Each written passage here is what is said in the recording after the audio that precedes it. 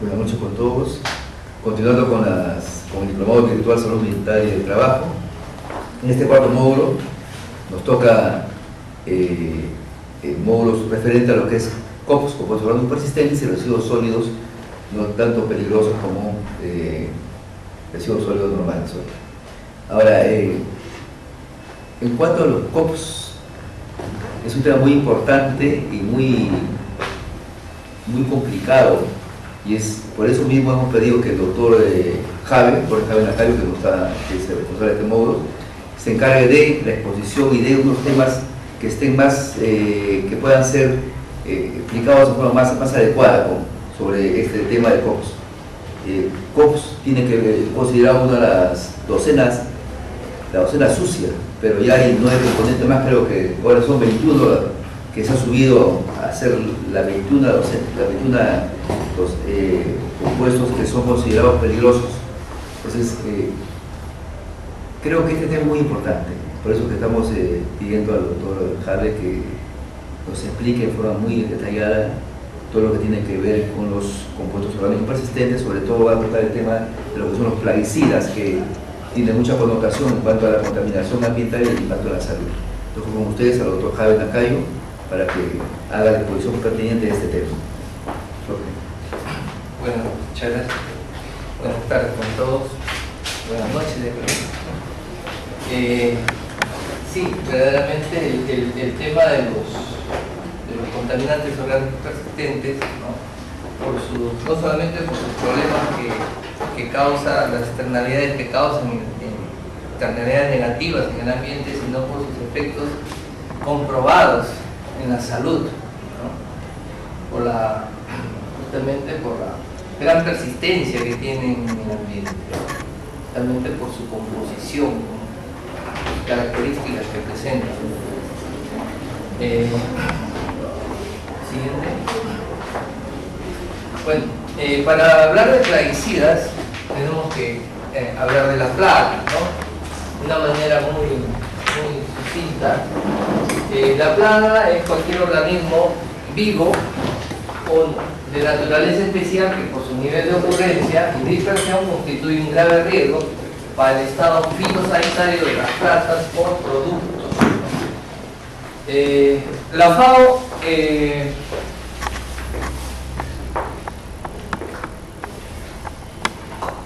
ha definido la plaga y ha integrado a los insectos plaga, ¿no? Y a las enfermedades, ¿no? Las enfermedades generalmente causadas por bacterias, hongos, y las plagas comúnmente conocidas por los insectos, ¿no? Entonces, incluso las malas hierbas o las malezas también son consideradas como plagas. Todos estos están unificados, todos estos conceptos, en lo que se denomina plaga, ¿no? Algo que pueda interferir el normal desarrollo de un cultivo de importancia económica, ¿no? Por ejemplo, una planta de maíz en un cultivo de arroz se constituye en una plaga, ¿no? O también puede ser una maleza, una mala hierba, ¿no? Entonces, incluso acá tenemos a los roedores, ¿no?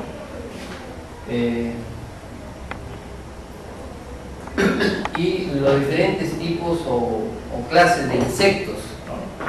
Lepidópteros, incluso los ácaros, ¿no? Etc. Entonces, todos los productos, digamos, utilizados para repeler, ¿no? Las plagas es lo que se denomina plaguicida. Siguiente, por favor. Entonces, los hay plaguicidas de uso agrícola, ¿no? Y los hay plaguicidas de uso doméstico, ¿no? Por ejemplo, el Baygon, el spray Baygon que nosotros utilizamos en casa, ¿no? es un plaguicida, ¿no? Porque mata una plaga que nos produce un problema en casa. Hay plaguicidas biológicos y hay plaguicidas químicos de uso agrícola, ¿no? Por ejemplo, la rotenona, ¿no? se saca del barbajo. Hay también plaguicidas, por ejemplo los entomopatógenos, ¿no? Hongos que causan problemas a los insectos plagas, ¿no? y se cultivan. Entonces, esta es la definición que hace la decisión 436, que es una norma supranacional en la Comunidad Andina. Es una norma que se aplica para Bolivia, para Perú, para Colombia y para Ecuador, ¿no?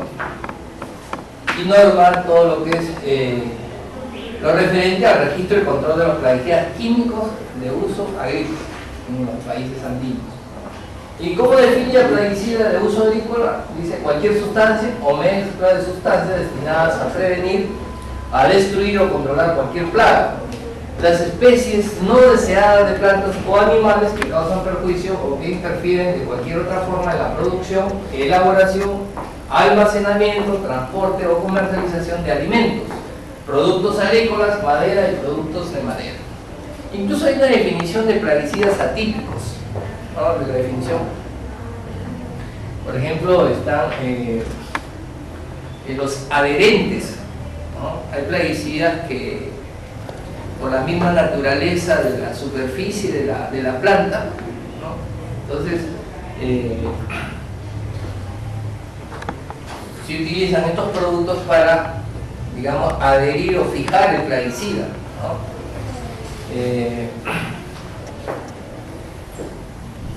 Tenemos también algunos productos químicos que tienen un efecto hormonal, ¿no? Ya sea para retardar o acelerar algunos procesos dentro de la fisiología de la planta, ¿no? Y lo conoce como plaguicidas atípicas. Bueno, la siguiente, por favor. Los plaguicidas tenemos que decir que son productos biocidas, ¿no? Son productos tóxicos, por más que se diga de que son ligeramente peligrosos, son productos que se han hecho para matar. En cualquiera de sus formulaciones, en cualquiera de sus formas, son productos que se han hecho para quitar vida, ¿no? Los plaguicidas son biocidas. Esta es una categoría toxicológica, ¿no? Aquí en el Perú, quien determina la clasificación toxicológica es DIGESI, ¿no? Quien es la autoridad para el registro de los plaguicidas químicos de uso agrícola es el Servicio Nacional de Sanidad Agraria, ¿no? Déjenme comentarles así brevemente. El sistema de registro aquí en el Perú está sujeto a tres tipos de evaluaciones. Una evaluación por parte del SENASA como autoridad en el registro, hace una evaluación de eficiencia agronómica, ¿no? Y el registro es plaga, cultivo, ¿no? Entonces se exige que se hagan dos ensayos en dos localidades ecológicamente diferentes, porque el registro es nacional, no se hace el registro por una determinada región. Entonces se hacen en dos localidades ecológicamente distintas y se identifica la plaga, el estado fenológico del cultivo, las dosis recomendadas por el productor y se hace el ensayo de campo para ver si verdaderamente es eficaz o no es eficaz el plaguicida en las dosis que se recomienda o que recomienda el productor, ¿no? De eso se encarga el SENASA. Lo que antes era INRENA, ¿no? Que ahora es la Dirección General de Asuntos Ambientales Agrarios, es una dependencia del Ministerio de Agricultura, hace la evaluación ecotoxicológica del plaguicida. Es decir, su comportamiento del plaguicida en el ambiente, ¿no? Si afecta o no afecta, por ejemplo, a las abejas, si no afecta a las aves, a los peces, etc. Y cómo es el nivel de persistencia del plaguicida en el ambiente, ¿no? Si es destruido fácilmente por la acción de la luz solar, ¿no? Por el proceso de fotólisis, si es destruido fácilmente por los procesos de hidrólisis. ¿Qué nivel de afinidad tiene el plaguicida en el suelo? ¿No? Si se adhiere o no se adhiere el plaguicida en el suelo, entonces le va a determinar el nivel de persistencia ambiental del plaguicida. Y DIGESA hace la evaluación toxicológica del producto. Si esos tres informes son favorables, se juntan las tres autoridades y se hace una evaluación costo-beneficio y se otorga el registro del plaguicida. Actualmente dura en promedio un año más o menos para registrar un plaguicida. Son casi 207 requisitos que hay que cumplir, ¿no? Y antes, en la década del 90, era prácticamente una declaración jurada, ¿no? Dado que en esos años se sacaron muchas normas para incentivar la inversión privada, ¿no? Y justamente el tema de los registros plaguicidas, importación de plaguicidas, no se escaparon de estas cosas. Nosotros sabemos que es un biocida y que tiene muchas consecuencias si no ha sido evaluado convenientemente en términos ambientales y en términos de salud pública, ¿no? Entonces ahora, con esto de la decisión andina, se exige que pasen por esa evaluación, un plaguicida antes de su registro. Aparte del registro de un plaguicida, la Dirección General de Asuntos Ambientales Agrarios aprueba el plan de manejo ambiental del plaguicida y hace el monitoreo correspondiente post-registro del producto, ¿no? Entonces, esta es la clasificación toxicológica. Son 4 categorías: extremadamente peligroso y altamente peligroso, que es el color rojo; moderadamente peligroso, que es amarillo; y ligeramente peligroso, que es la banda azul. El Decreto Supremo 016 del año 2000 de Agricultura exige que los plaguicidas de banda roja, es decir, 1A y 1B, sean prescritos por un ingeniero agrónomo. Y si eso no sucede, bueno, hay sanciones para la empresa comercializadora, ¿no? Pero eso está en la norma. La siguiente. Bueno, eso a modo de, digamos, de introducción, pero a nosotros humanos nos interesa cómo es el comportamiento, cómo es la evolución del plaguicida en el suelo, ¿no? Debemos decir que los mecanismos que rigen la evolución de los plaguicidas en el suelo son diversos, ¿no? Tenemos la descomposición química. En el suelo se van a dar varios procesos, ya sea de oxidación, de reducción, de hidroxilación, de alquilación, rotura de anillos, procesos de hidrólisis e hidratación. De cualquiera de estas formas de procesos químicos que se dan, el plaguicida se va a descomponer, ¿no? A eso nosotros le llamamos la descomposición química.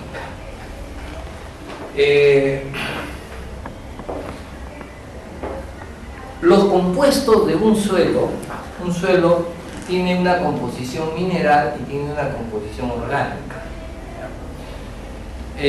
La composición mineral es arena, limo y arcilla, y la composición orgánica es la materia orgánica. Pero ¿por qué es importante hacer este paréntesis? Los suelos arcillosos, ¿no?, presentan un fenómeno que se conoce como la capacidad del intercambio catiónico, ¿no? La capacidad que tienen las partículas de arcilla de fijar en la superficie, en su superficie, a cationes, o sea, elementos iones de carga eléctrica positiva, se intercambian. Este fenómeno se conoce como absorción con D. En todas las superficies se fijan estos cationes. Y los plaguicidas, cuando se descomponen, liberan cationes, cargas eléctricas positivas, y se fijan en las partículas de las arcillas. Cuando las arcillas se juntan con la materia orgánica, forman un complejo llamado arcillo único, y se sinergia, se potencia esa capacidad de intercambio catiónico, ese proceso de absorción, de fijación, ¿no? Por lo tanto, los cationes se fijan con mayor facilidad ante un complejo arcillo único, y eso tiene que ver mucho para la permanencia de los compuestos de los plaguicidas. ¿Qué significa esto? Que en un suelo arenoso, estos compuestos de plaguicidas fácilmente se van a ir hacia otro sistema del subsuelo. O bien se van a las aguas subterráneas, o bien se van a otras partes del subsuelo. A diferencia que cuando encontramos un suelo arcilloso, se van a quedar prácticamente fijados en las partículas de las arcillas del suelo. Y eso nos va a dar la característica de un suelo, nos va a dar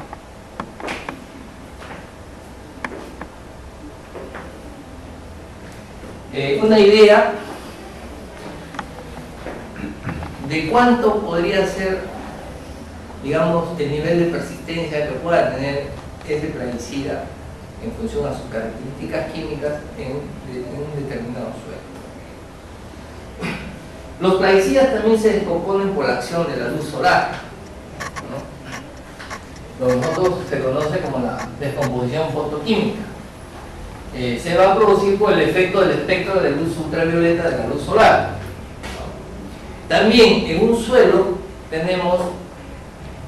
se dice que es un ente vivo, ¿no? Porque existe actividad biológica en un suelo. En un suelo, mientras mayor sea la actividad biológica, es sinónimo de mayor productividad, ¿no? Entonces, en un suelo, los microorganismos van a descomponer también los plaguicidas.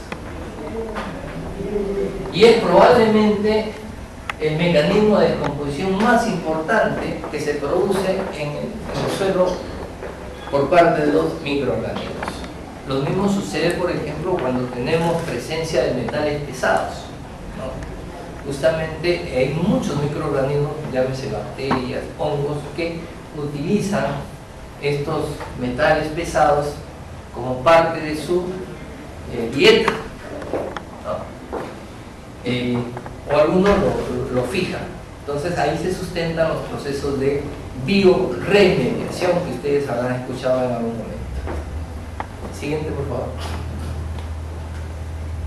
Los plaguicidas también se volatilizan, ¿no? Sobre todo los herbicidas.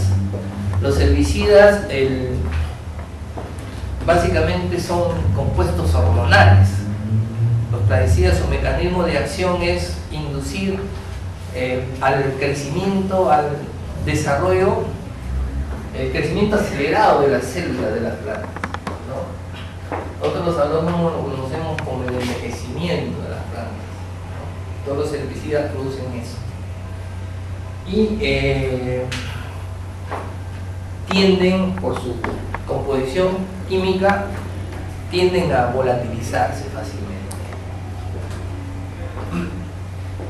Los plaguicidas también tienen un movimiento en el suelo, y ya sea por disolución o también por arrastre mecánico, y eso obviamente se va a hacer bajo la influencia del agua.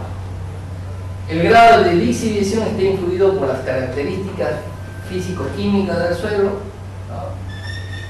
Hay suelos que son más ácidos, hay suelos que son más alcalinos, ¿no? El nivel de concentración de determinadas sustancias, ¿no? El pH, ¿no? Tiene que ver mucho con el grado de lixiviación. La lixiviación no es más que la extracción de un elemento de un compuesto. Esa es la lixiviación. Y en este caso es por efecto del agua. O sea, yo tengo un compuesto y quiero extraer de un elemento, yo lo lixivio, extraigo ese compuesto. Y eso también sucede dentro del suelo, ¿no? Y obviamente eso tiene que ver mucho con el nivel de solubilidad del producto. Obviamente que en zonas lluviosas los procesos de lixiviación van a ser mayores, ¿no? Si estamos hablando de la sierra o estamos hablando de la selva, ¿no? ¿Sí? Y eso también tiene que ver mucho. Si es un suelo arenoso, definitivamente los procesos de arrastre, de infiltración van a ser mayores, a diferencia que si es un suelo arcilloso, los procesos de infiltración van a ser más lentos y también los plaguicidas hemos dicho que se van a quedar retenidos en las partículas de la arcilla, ¿no? Entonces hay una relación muy grande entre las características o la naturaleza de los compuestos de los plaguicidas y las condiciones ambientales, y en este caso particular las características físicas, químicas de un suelo. Los plaguicidas también se descomponen por las plantas y los organismos. Obviamente que esto está vinculado a los procesos metabólicos que tienen lugar en las plantas, ¿no? Siguiente. Aquí tenemos la vía de transformación de los plaguicidas en el suelo, ¿no? Vamos a ver más adelante que no todo el plaguicida que se asperja o que se vierte sobre la superficie de una planta es o cumple con o va al blanco, como le llamamos, ¿no?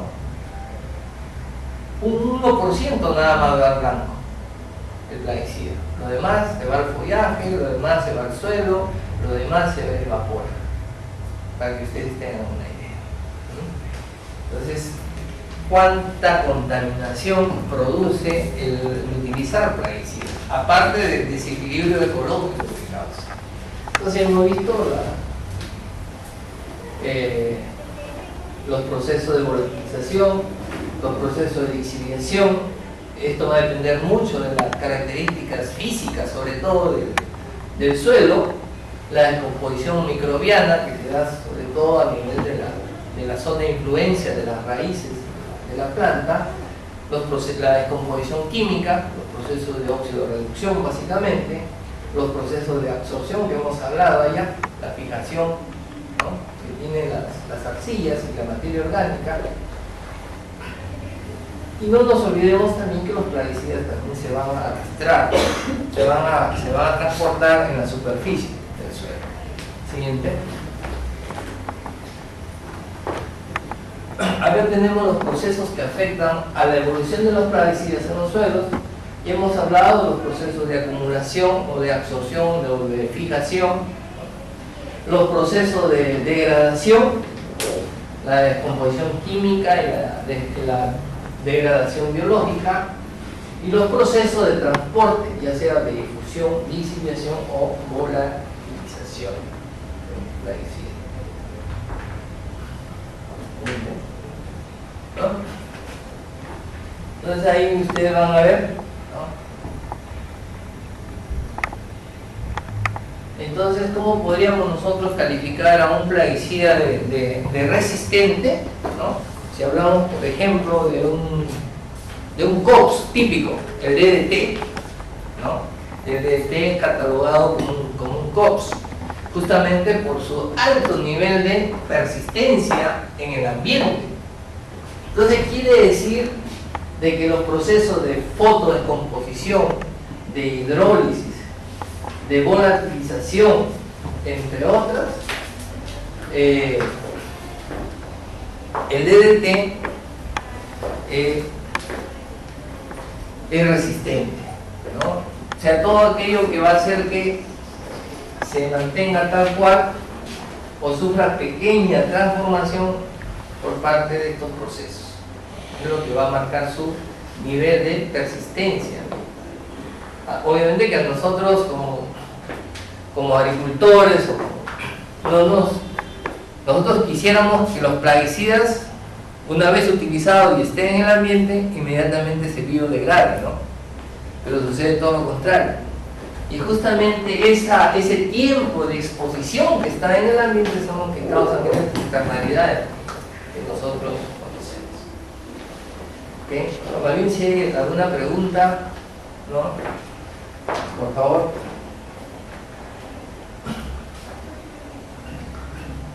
Seguimos con hemos visto características del suelo, hemos visto aspectos ambientales, clima básicamente, lluvia, temperatura, pero también tenemos que ver las propiedades del plaguicida, ¿no? La estructura química del plaguicida. Hay algunos compuestos de estructura estable que son los más persistentes, ¿no? En el caso de los COPs, por ejemplo, el aldrin, endrin, el mirex, el DDT, ¿no? Por ejemplo, son los óxidos clorados. Entonces, estas características plaguicidas están asociadas generalmente a una mayor absorción, una mayor fijación en la superficie de las arcillas y la materia orgánica. Tienen una alta masa molecular, tienen una tendencia a formar cationes, ¿no? Es decir, a iones de carga eléctrica positiva, ¿no? Presencia de grupos químicos que incrementan la afinidad de la molécula por la superficie del suelo. No nos olvidemos que los COPs son compuestos halogenados, son los que están en la casilla 17 de la tabla periódica, ¿no? Flúor, cloro, ¿no? Entonces, con mayor facilidad van a presentar esto, y eso le va a dar persistencia. La volatilidad es otra propiedad. Representa la tendencia del plaguicida a pasar a la fase gaseosa. Se mide, bueno, ahí hay una constante de Henry que va a depender de la presión de vapor en estado líquido y de la solubilidad en el agua. Representa, por tanto, el reparto del plaguicida entre la fase líquida del suelo y la atmósfera. Después tenemos el coeficiente de reparto. Se define como la relación de concentraciones de cualquier especie molecular entre dos fases. Por ejemplo, entre dos líquidos inmiscibles o un líquido y un gas en equilibrio. El coeficiente de reparto octanol al agua nos proporciona una estimación de la posible distribución del contaminante entre el suelo, la materia orgánica y el agua. Siguiente. El nivel de solubilidad es muy importante por dos razones fundamentales. La fase líquida del suelo es una fase acuosa, lo que condiciona la dinámica del plaguicida que está asociado a dicha fase.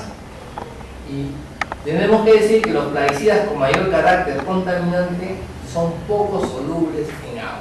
Ejemplo, los COPs.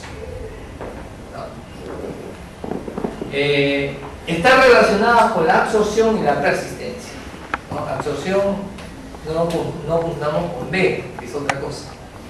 Absorción de fijarse en la superficie. Si el coeficiente de absorción del plaguicida es pequeño, indica una alta movilidad de un plaguicida soluble. No, obviamente que si no se adquiere, va a ser fácilmente transportado, ¿no? Alta movilidad. La absorción va a regular la tendencia del plaguicida a quedar retenido en el suelo. Si el coeficiente de absorción del plaguicida es pequeño, indica también una alta movilidad. Bueno, entonces el coeficiente, que son parámetros para los plaguicidas que se comporten ya sea como ácidos o como bases débiles. En el suelo tenemos los coloides, las arcillas son coloides, ¿no? Justamente una de las características de los coloides es que tienen gran capacidad de absorción, de fijación, y los coloides son las arcillas y la materia orgánica, y también los feldespatos, ¿no? Y los feldespatoides. Bueno, los suelos ricos en coloides absorben más fuertemente a los plaguicidas y dentro de estos a los orgánicos con más intensidad que a los minerales, ¿no? Las arcillas, hay también diferentes tipos de arcillas. Va a depender, las arcillas son aluminosilicatos, son compuestos de aluminosilicatos. Va a depender mucho de la naturaleza del silicato, va a depender de la densidad de la carga laminar y de la naturaleza de los cationes de cambio, ¿no? Algunos pueden ser potasio, algunos pueden ser sodio, algunos pueden ser flúor, etc., ¿no? Va a depender mucho de qué tipo de cation de cambio tenemos. Siguiente. La materia orgánica es otro componente que actúa decisivamente en los fenómenos de absorción de los plaguicidas, ¿no? Siempre los plaguicidas se van a fijar con mayor intensidad, vamos a tener mayor cantidad de plaguicidas fijados en la materia orgánica y en las arcillas. La capacidad de cambio de las sustancias únicas es más elevada que los minerales de las arcillas y tienen además una superficie específica mayor, por tanto son más activas. A mayor contenido de materia orgánica, más capacidad tendrá el suelo de fijar plaguicidas, ¿no? Esa es una regla justamente por la alta capacidad de intercambio catiónico que muestra la materia orgánica, incluso muy superior a de las arcillas. Por eso se dice que un suelo, para ser considerado aptitud agrícola, es que debe contener materia orgánica, ¿no? Justamente porque ahí, si un suelo no tiene buena capacidad de absorción, en este caso de cationes, no se garantiza un buen proceso de nutrición de las plantas, ¿no? Porque las plantas, igual que nosotros, se van alimentando de manera gradual, ¿no? Nosotros dejamos de comer 2 días, al tercer día no podríamos comer por los 2 días anteriores que dejamos de comer, ¿no? Siempre vamos a consumir en función a nuestro potencial genético y vamos a consumir en función también a las condiciones ambientales, ¿no? Lo mismo sucede con las plantas. Las plantas también son seres vivos como nosotros, ¿no? Y ellos en un solo momento no van a consumir todos sus nutrientes. Los nutrientes tienen que estar en la solución del suelo y en función a sus necesidades la planta va a ir tomando esos nutrientes. Y si esos nutrientes no estarían fijados en los coloides del suelo, no sería posible la nutrición de las plantas. Rápidamente esos nutrientes, ¿no? Imagínense ustedes si tendríamos que fertilizar un suelo, ¿no? Aplicamos la urea, por ejemplo, ¿no? La urea va a entrar a un proceso de mineralización porque como urea no lo va a tomar la planta, entonces se va a descomponer en cationes y aniones, ¿no? Entonces la planta lo va a tomar como cationes o como aniones y tiene que estar en la solución del suelo, ¿ok? En función a sus necesidades lo va a ir tomando. Pero si no existiría ese fenómeno de absorción, todos esos nutrientes se irían pues al agua superficial o a los otros niveles del suelo, del subsuelo, ¿no? Entonces no tendría alimentos o nutrientes la planta para poder desarrollarse. Siguiente. Otras características importantes del suelo es el pH. Por ejemplo, la absorción de ciertos herbicidas aumenta al bajar el pH. Cuando hablamos de pH estamos hablando de 7 para abajo, estamos hablando de suelos ácidos, y de 7 para arriba estamos hablando de suelos alcalinos, ¿no? Los productos organofosforados son más persistentes en medios ácidos, por ejemplo. De estructura y textura. La textura de un suelo tiene que ver con el tamaño de la partícula, ¿ya? Tiene que ver con la granulometría, la textura de un suelo. La textura es el tamaño de la partícula. Por eso dicen suelos arenosos, suelos arcillosos, ¿no? Suelos limosos, suelos francos, dicen también. Los suelos francos es cuando no predominan ninguna de estas fracciones minerales en el suelo. Y la estructura es la forma como están dispuestas las partículas en el suelo. ¿Ya? Son dos cosas completamente distintas. Por ejemplo, los suelos arenosos, la textura arenosa, ¿no? O las arenas, son ricas físicamente, pero son pobres químicamente. Las arcillas son pobres físicamente porque generalmente no hay macroporos, más predominan los microporos, ¿no? Entonces no hay un equilibrio agua-aire en el suelo, ¿no? Sin embargo, las arcillas son ricas químicamente. Ahora, cuando hablamos de estructura y textura, ¿no? Las estructuras granulares presentan una elevada porosidad y favorecen la volatilización, los procesos de oxidación y transporte del plaguicida. Similares resultados dan los suelos de textura gruesa.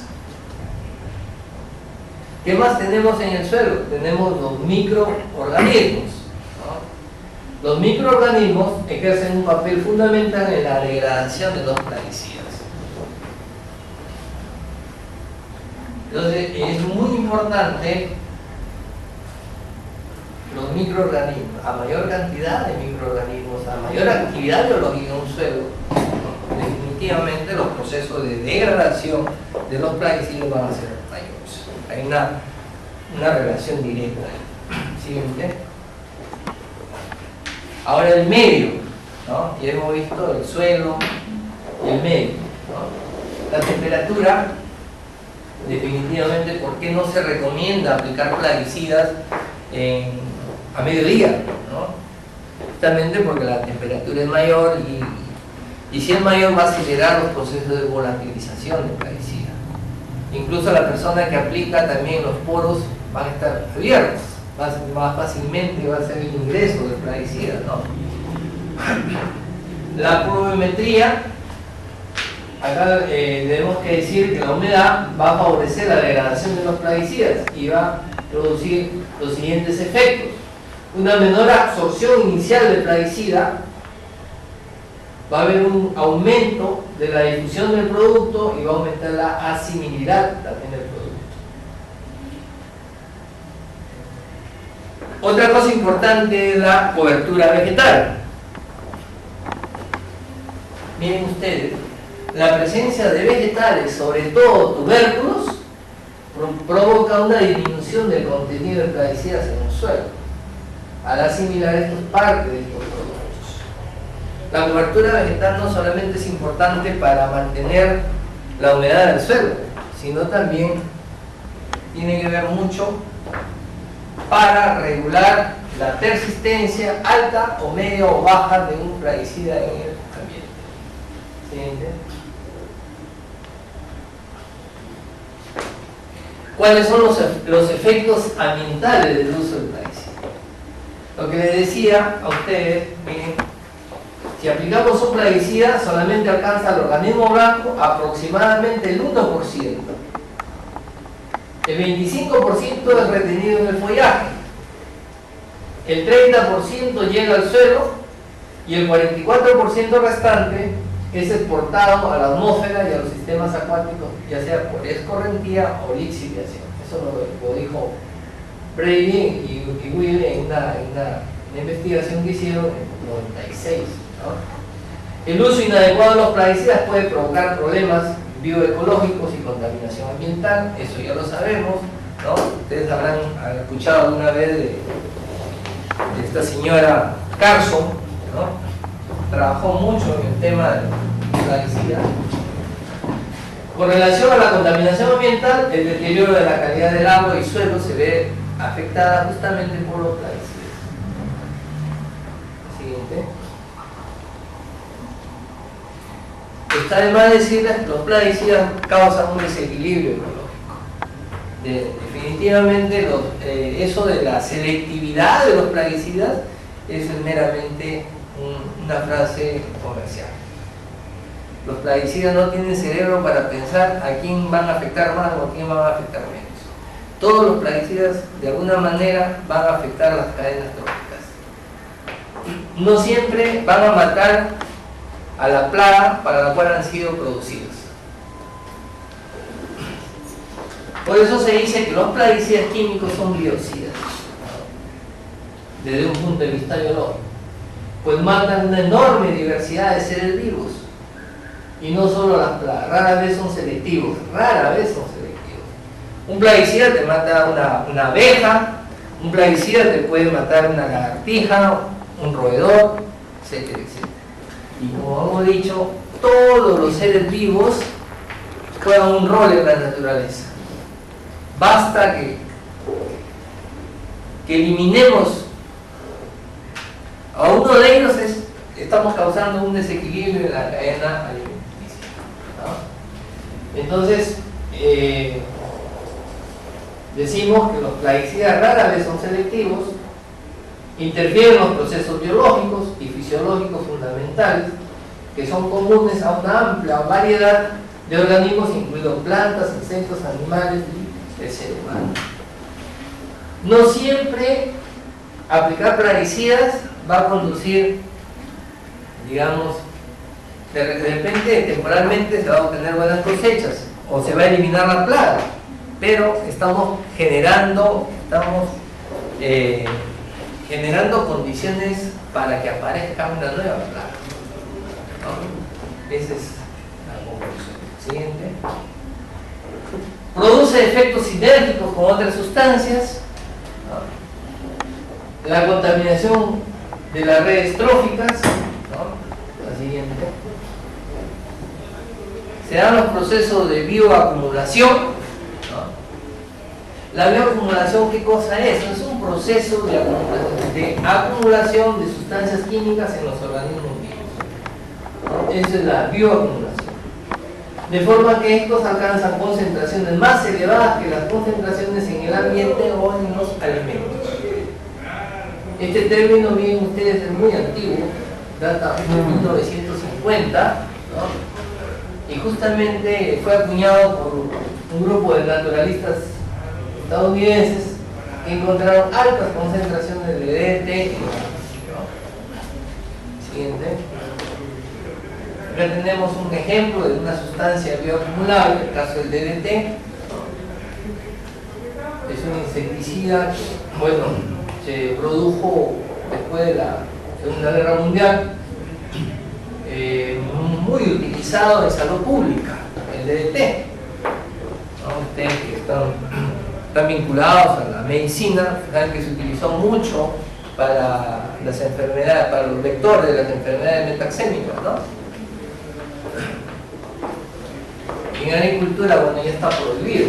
Los efectos ecológicos se han visto en aves, en peces, ¿no? En el ser humano, paros respiratorios, cardíacos, ¿no? Y los estudios indican que tiene una persistencia que alcanza los 15 años. Es fácilmente transportable. Siguiente. Los plaguicidas también producen biomagnificación, que no viene a ser más que el proceso de bioacumulación de una sustancia tóxica, ¿no? Es importante decirles que la sustancia se presenta en bajas concentraciones en organismos al principio de la cadena trófica, ¿no? Y en una mayor proporción a medida que se asciende en la cadena trófica. Esto significa que las presas tienen menor concentración de sustancias tóxicas que el predador. ¿Sí? Aquí tenemos un ejemplo. ¿Sí? Siguiente. Entonces los efectos ambientales de los plaguicidas, vamos a ver que afecta la fauna y la flora silvestre, ¿no? El caso de las abejas, de las aves insectívoras, a los insectos útiles, sobre todo aquellos insectos que juegan un papel importante en el control natural de las plagas agrícolas, ¿no?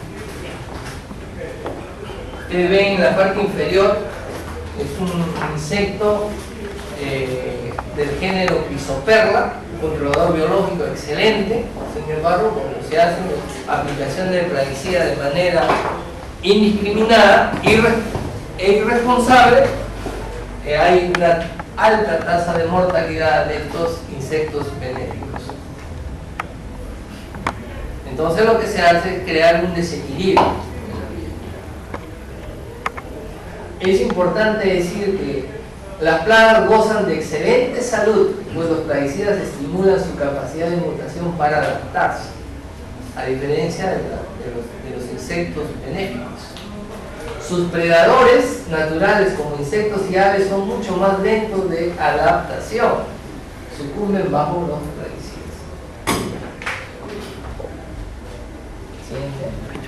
Bueno, eso medida muy sucinta, el tema de los plaguicidas y sus efectos ambientales, ¿no?